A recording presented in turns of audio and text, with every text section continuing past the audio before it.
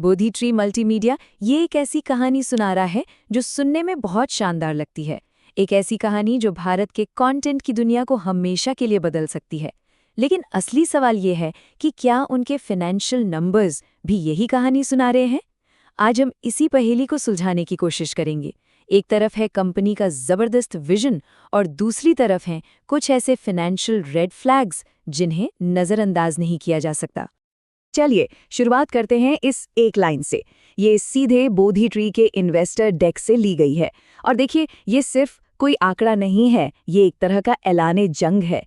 ये उस बहुत बड़े मौके और कह सकते हैं उस नाइंसाफी को दिखाता है जिसे ये कंपनी ठीक करना चाहती है। और यहीं से हमारे आज के विश्लेषण की जमीन तैयार होती है। तो सबसे पहले ये समझते हैं कि बोधी ट्री आखिर किस मैदान में खेल रहा है। हम बात कर रहे हैं भारत की मीडिया और एंटरटेनमेंट इंडस्ट्री की, जो आजकल किसी सोने की खान से कम नहीं है। 2.3 ट्रिलियन रुपए, या कहें 2.3 खरब रुपए। ये नंबर बहुत बड़ा है ना? ये भारत के मीडिया और एंटरटेनमेंट इंडस्ट्री का साइज है। और बोधी ट्री मौकों की इसी सुनामी पर सवार होने की कोशिश कर रहा है। तो फिर इस इतने बड़े बाजार में असल खेल क्या है? देखिए, प्रॉब्लम है पुराने मॉडल में। होता क्या है कि एक प्रोड्यूसर एक बेहतरीन शो बनाता है, उसे एक बार पैसे मिल जाते हैं और फिर नेटफ्लिक्स या जी जैसे बड़े प्लेटफॉर्म्स उस कंटेंट से जिंदगी भर कमाते रहते हैं। और बस यहीं पर बोधी ट्री पूरे खेल को पलटना चाहता है। वो सिर्फ एक और प्रोड्यूसर बनकर नहीं रहना चाहते, वो बनना चाहते हैं मालिक, यानी ओनर।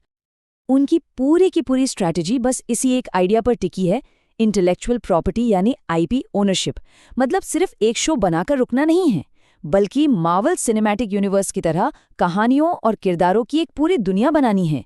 एक ऐसी दुनिया जिसकी कीमत वक्त के साथ घटती नहीं बल्कि बढ़ती चली जाती है। ये स्लाइड जो सीधे उनकी इन्वेस्टर प्रेजेंटेशन से है, सब कुछ साफ कर देती है। एक तरफ है पुराना तरीका, बस एक बार की पेमेंट, और दूसरी तरफ है उनका नया तरीका, पार्टनरशिप करके एक एसेट बनाना। ये एक बहुत ही सिंपल लेकिन बेहद पावरफुल बदलाव है। और वो सिर्फ सपने नहीं देख रहे हैं, उनके पास बहुत ही एम्बिशियस टारगेट्स भी हैं। 250 करोड़ की टॉप लाइन, 25 करोड़ का प्रॉफिट, और सबसे जरूरी बात, उनका आधा रेवेन्यू आईपी ओनरशिप से आना चाहिए। ये दिखाता है कि वो अपने इस नए मॉडल को लेकर कितने सीरियस हैं। तो अब आता है $1 मिलियन का सवाल, है ना? कहानी तो बहुत अच्छी लग रही है, लेकिन क्या कंपनी के नंबर्स, उसकी फाइनेंशियल हकीकत इस कहानी को सपोर्ट करती है?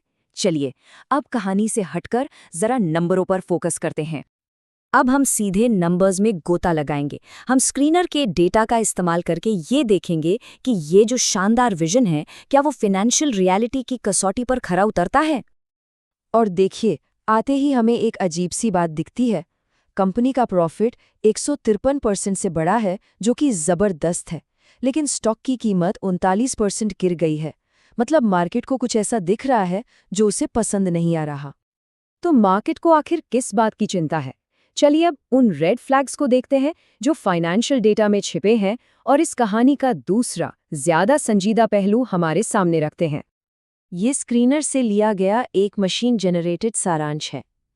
अब इसमें अच्छी बात तो एक ही है, लेकिन जो चिंता की बातें हैं वो कई गंभीर सवाल खड़े करती हैं जिन्हें हमें समझना होगा।